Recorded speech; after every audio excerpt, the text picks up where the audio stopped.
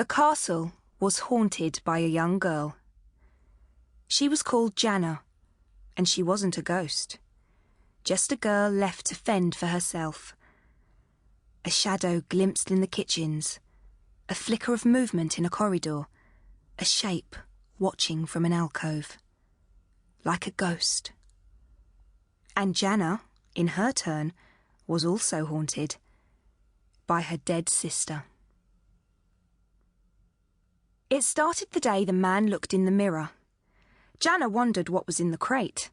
She watched Bill and Bot carry it to the great hall. Jana crept after them, hiding in her favourite spot under a long side table. The crate contained a mirror, which was taller than Bill and wider than Bot. They struggled to fix it to the wall. Bill and Bot stood in front of the mirror and looked at themselves. "Nice workmanship, Bill," Bot said. "You're not wrong, Bot," Bill agreed. "You'd think it was really old." The mirror looked old to Jana. "The real one would be," Bot was saying. "Well, obviously," Bill replied, as he turned with a whir of his mechanism and marched from the great hall. Jana was about to crawl out from under the table, but someone else came into the hall, and she eased back to be sure she was out of sight. The man stood in front of the mirror. He stared into it, nodding as if pleased.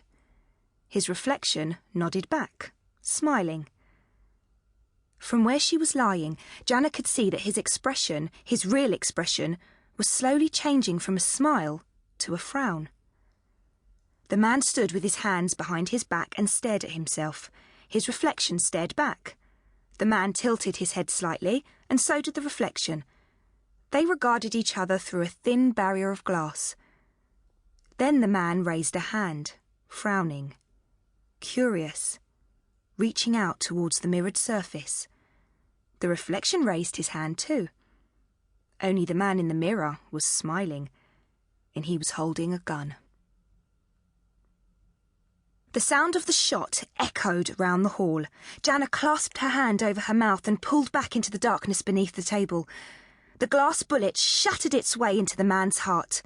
His body fell to the floor, and above and behind, Jana could see the man in the mirror, watching and smiling as he stepped through and into the room.